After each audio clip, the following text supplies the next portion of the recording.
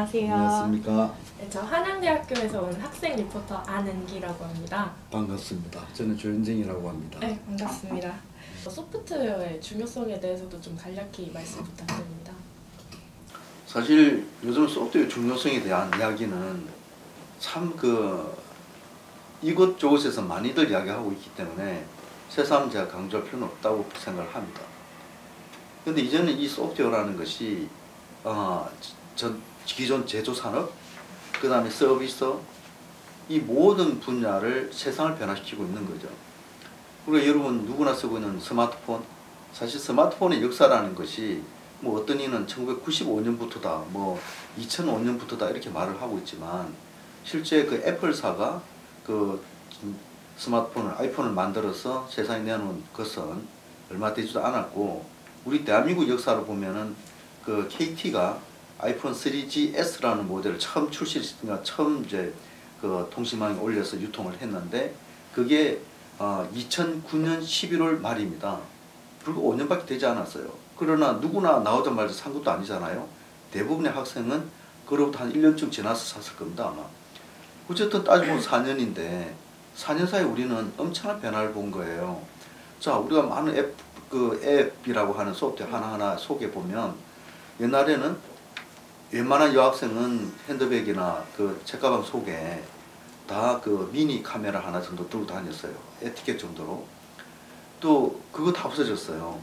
그 다음에 그 녹음기뿐만 아니라 또 캠코더도 들고 다니는 사람도 있었는데 캠코더도 없앴어요. 심지어는 만보기조차도 없앴습니다.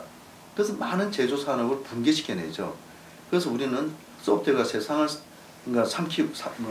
삼키고 있다라는 표현도 있고, 자동차도 이제는 아우디 자동차를 포함해서 대부분의 자동차 회사 그 CEO들이 이제는 자동차 회사가 그 기계회사가 아니고 전자회사다 이렇게 선포합니다. 그 아니나 다를까 이미 그 구글 자동차, 그 무인 자동차에 대한 이야기는 잘 알고 있을 것이고요. 이미 미국의 4개 주에서 운전 매너를 줬어요. 그 다음부터 영국은 내년 1월 1일부터 시작해서 이제는 전 도로에 그러니까 무인 자동차가 다닐 수 있도록 이미 그 승인이 돼 있고요. 그래서 이 자동차가 표현을 어떻게 하냐면은 가솔린으로 가는 것이 아니라 소프트웨어로 달린다라고 이야기할 만큼 이 소프트웨어 비중이 가면갈수록 심각해지는 겁니다. 그래서 또 우리가 심하게 우리가 교통 이동하는 수단도 보면, 과거에는 우리는 뭐 택시를 즐겨 쓰고 해왔지만 이제 우버라고 하는 어떤 그 공유의 그 시스템들이 그러니까 소프트웨어가 존재함으로 인해 가지고 이제는 그 우버사의 시가총액이 어마어마한 높은 건 다 잘 알 겁니다. 아마 이 시간도 오르고 있을 겁니다.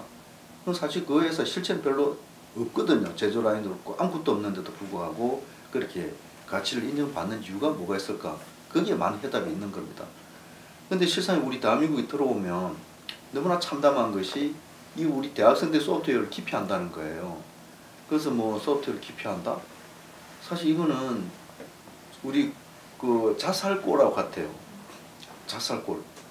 그래서 대학생들은 다 이제 이 대기업 아니면 그 다음에 공무원이 되겠다고 이렇게 다들 자기 미래를 설계를 하고 있는데, 사실 난 그 보장하지 못하는 직업에 왜 그렇게 몰두하고 있는지, 차라리 그 열정, 그 몰두 능력이 있으면 난 소프트웨어 공부해가지고 갔으면 훨씬 좋겠다.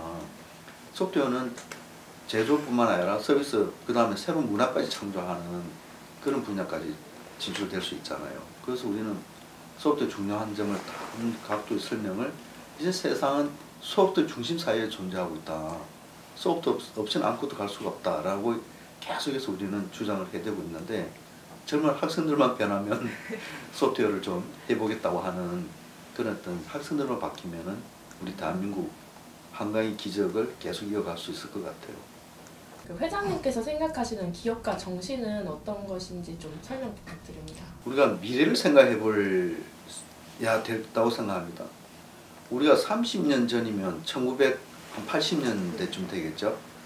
근데 1980년대에 있었던 직업군들하고 지금 이 시기에 있는 직업군들하고 비교를 해보게 되면 저는 얼추 한 80%는 새로 생긴 겁니다. 과거에 구경도 못한 것들이죠. 그리고 특히 이제 인터넷이 생기면서 인터넷 관련된 산업들이 엄청나게 많이 바뀌었고, 기존에 있는 제조나 서비스 산업도 이제 이 인터넷으로 인해 가지고 이 환경, 그 다음에 또 직업이 바뀌어졌습니다. 근데 우리 학생들이 이제는 사회 주역이 되려면 뭐 당장보다는 주역이라고 하면 당장보다는 10년 또는 20년 후일 것 같은데요. 20년 지나서 지금 현재 있는 직업이 난 몇 프로나 살아남을까? 난 궁금해. 확실한 것은 그 시기에 가면 있는 직업의 난 절반 이상이 우리 이 시기에 구경도 못한 것일 겁니다. 근데 내 미래는, 학생들의 미래는 거기 있는 거예요. 근데 학생들은 전부 다가 전통적으로 잘 되어오던 분야, 전통적으로 좋은 기업에만 가려고 하거든. 거기서 망가지는 겁니다. 그리고 결국 뭐냐면은 이 학생들의 미래라는 것은 나는 기업가 정신이 있다고 보는 거예요. 기업가 정신이라는 것은 다들 이해하기를 기업을 만들어야 그 기업을 대표자를 기업가라고 하니까 기업가, 그걸 이해하는 것 같은데, 기업이라는 것은 새로운 걸 일으키다는 뜻입니다.